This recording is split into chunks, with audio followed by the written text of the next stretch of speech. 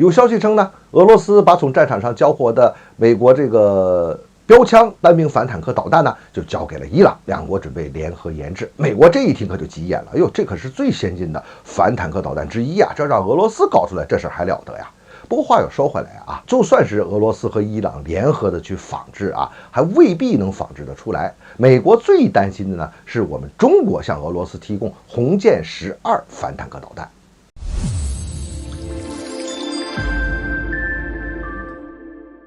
欢迎来到张斌观察，我是张斌。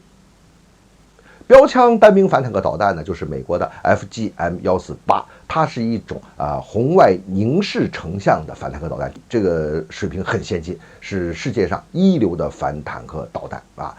要说这个伊朗这边啊，它这个仿制美国的武器，它也是有传统的，很多。最有代表性的之一呢，就是伊朗不是当年俘获了一架美国的AQ-170的大无人机嘛，结果伊朗就把它给仿制出来了，你别说，还挺厉害的。这个俄罗斯和伊朗啊，特别是伊朗，不是仿制了很多的这个美国产品嘛？那么俄罗斯啊，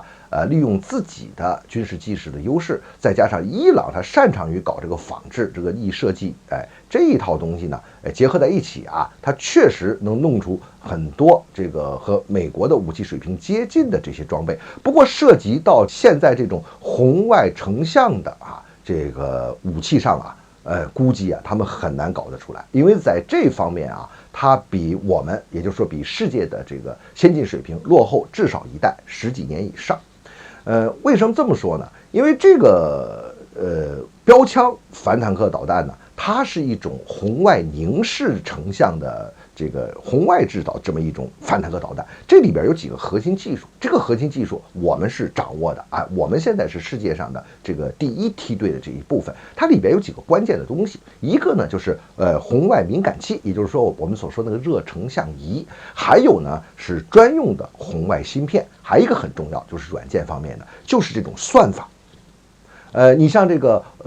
红外的热成像仪里边啊，它这个热成像仪的这个里边的核心的部件呢，又是这个制冷或者是这个非制冷冷却的这种红外的这个焦平面阵列探测器啊，就是那个眼睛，这个是很重要的啊。再加上你后边还要有这个红外芯片，相当于大脑，再加上这个算法，这几样恰恰是俄罗斯的弱项。那个俄乌冲突刚开始不久的时候，乌克兰不是打了这个俄罗斯的坦克嘛？结果发现它的热成像仪是法国给的，俄罗斯也有，但那水平实在是不行，所以俄罗斯坦克上还是用的法国的。你说起来这法国也够神奇的啊！这个从2014年就开始这个西方就制裁俄罗斯，像这种热成像仪这种核心的这种高技术的这种军品，肯定是在制裁之列呀。但是呢，反正这东西就出现在俄罗斯的坦克上了，而且呢，据说生产日期还是16年、18年的，也就是说这个里边啊，这底下的名堂大了，水也特别的深。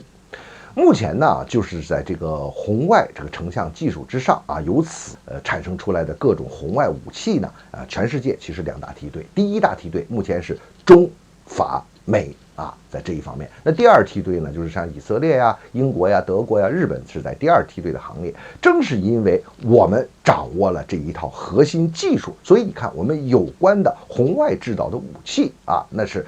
各个领域都充满了。你比如说像咱们的霹雳10格斗弹，它就是一个红外这个热成像的这个短距的格斗的空空导弹，还有刚才咱们说的这个红箭12这个凝视红外热成像的这个反坦克导弹，还有呢我们已经公开展示的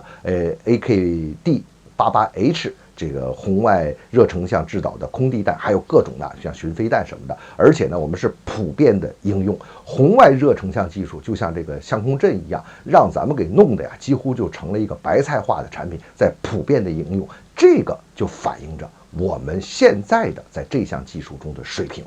当然了，作为我们来讲，根本不可能像俄罗斯或者像乌克兰任何一国提供这个武器装备，所以美国这种担心啊，他根本就不必去担心这个事情，你担心也没用。我跟你说，我们中国的军品到一定程度，我们是有这个技术底子，我就能做得了这个程度，你还是去关心这个俄罗斯和伊朗能不能研制出那个东西来吧。